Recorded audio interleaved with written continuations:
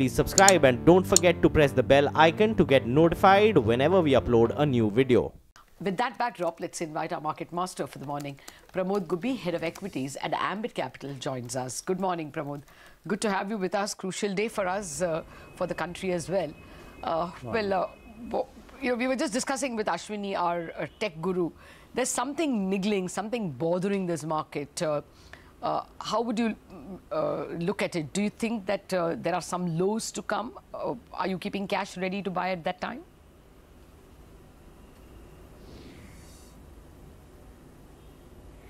Yeah, it's good to hear that there is some concern about the market, because otherwise this was a market not just in India but globally, one without any fear or any sort of acknowledgement of risks.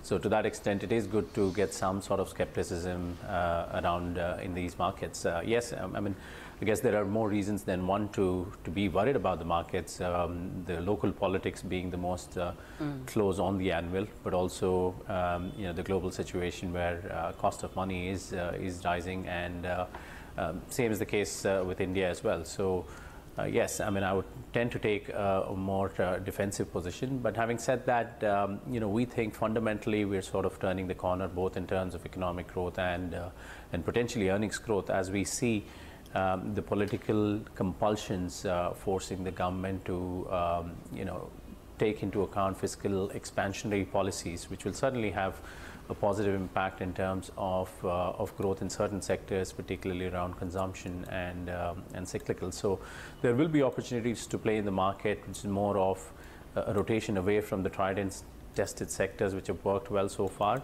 into some of these sectors which will be beneficiaries of this sort of fiscal expansion over the next 12 to 18-month period. Okay, Pramod, good morning. In fact, we will be kickstarting earnings season with Infy's numbers on the 11th of January. What's the sense you're getting about how this quarter could shape up, and what are the sectors that you would be bullish on as we head into earnings?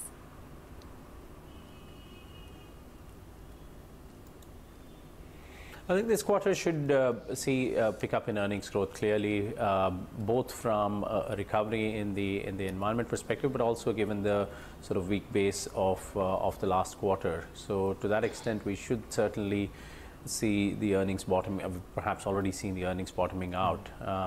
And in terms of sectors, I think while it's too early for the impact of the rising bond yields to impact some of the wholesale dependent lenders, we might see them still demonstrating decent growth this quarter. The bigger hit maybe will happen in the next coming quarters.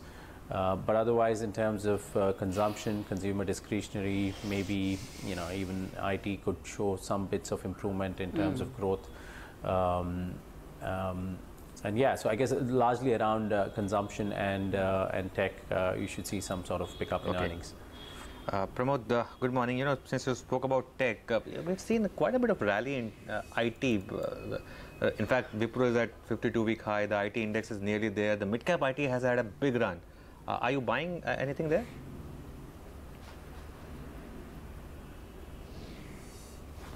Yeah, we've been quite constructive on that space as well, particularly on a selective basis where we've seen decent adjustments to portfolios. Portfolio offerings, particularly skewed towards the digital area, where we've seen early investments beginning to bear fruit. But also from a valuation standpoint, this is one sector which had some sort of value left in terms of the valuations. And running into what we've seen in the US over the past couple of weeks, be it the tax cuts, which will obviously augur well for the dollar. Again, big support for the IT sector there. So there are more reasons than one for one to be bullish on the IT sector, and there are picks across both the large cap and mid caps that we're supporting.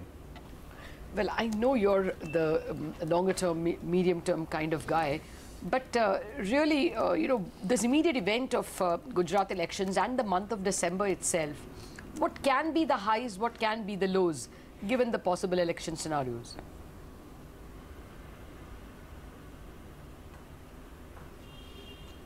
Yeah, it's always tough to figure this out, but I reckon, given the sort of environment globally as well, we've seen the rate hike also being battered away very nicely by the Asian market so far and across the world, including the treasury yields in the US sort of softening back. So it's that sort of an environment where I wouldn't expect the reaction to last for too long. Either ways, I think we'll come back to what the market's been doing, which is pretty much ignoring most risks. But fundamentally, I think more from a medium-term standpoint, I think in an adverse reaction, there could be concerns emerging on the stability of these reforms, which have been supported by the market so far, but also potentially on the upside or the positive side in terms of economic indicators. One could construe that there will be more and more fiscal expansionary policies as we head towards the general elections and the plethora of state elections we'll see in between. So I guess the reaction, whatever it is, could be short-lived in my view, and people move on to longer-term view. Okay. Coming back to the sectoral allocation, the one space that has done really well over the last couple of years is this whole NBFC home finance company space. And now we understand that the hardening of the bond yields is unlikely to really impact the cost of funds for many of these companies. We spoke to a couple of them yesterday as well. Is this a space that you would continue to put money into?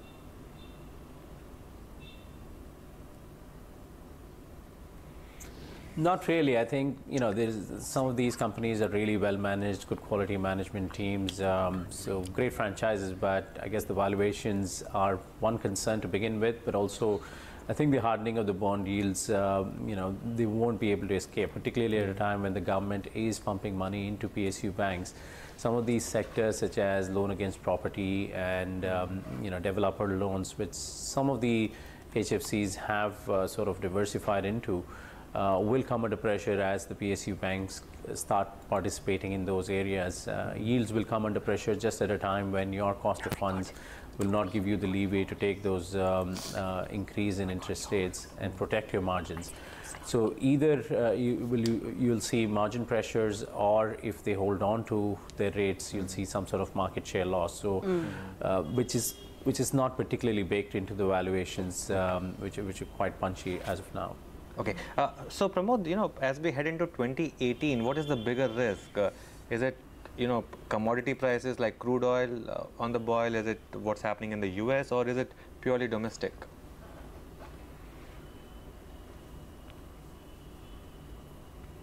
I think the global factors will continue to play into the Indian market as well. One is, of course, the dollar strengthening as the tax cuts become law. You will see bond yields in the US rising, and that will attract more money, and the dollar will strengthen, which hasn't been particularly great for emerging market as an asset class. But beyond the first 6 months, maybe the benefits of fiscal expansion in the US economy growing, could augur well for emerging markets from a fundamental perspective. Particularly the export opportunity for countries, commodity exporters could certainly benefit there. But for the Indian market, of course, that could also mean the commodity prices going up, which is not particularly great. And also, we are right in the middle of the emerging market asset class without having the benefit of a huge export sector to benefit from a global pickup. So to that extent, we're perhaps not the biggest beneficiary in that sort of a recovery. But having said that, I think the local factors as we head through the several state elections and general elections will also play a factor, because a lot of our outperformance in the past 3-4 years has been led by the market's sort of stamp on the political stability and the reform agenda. And it will be crucial to demonstrate sustenance of that reform agenda as we go through this tough 12 to 15 month period. So to some extent, you can't ignore the local factors as well. Yep. Well, just a final quick question. Pramod, what is the earnings growth number you're working with for the current year, and what for the next?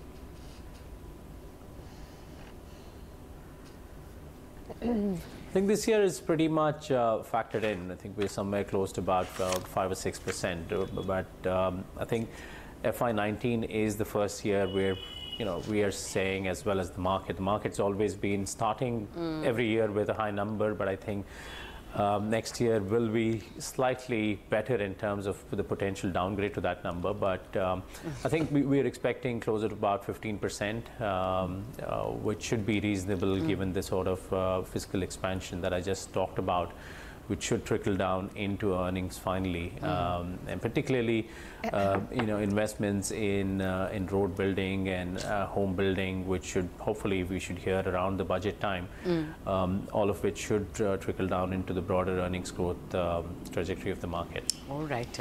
Pramod Gubbi, always a pleasure having you with us. Thank you very much for joining us. And in case we don't meet you in 2017, have a great 2018.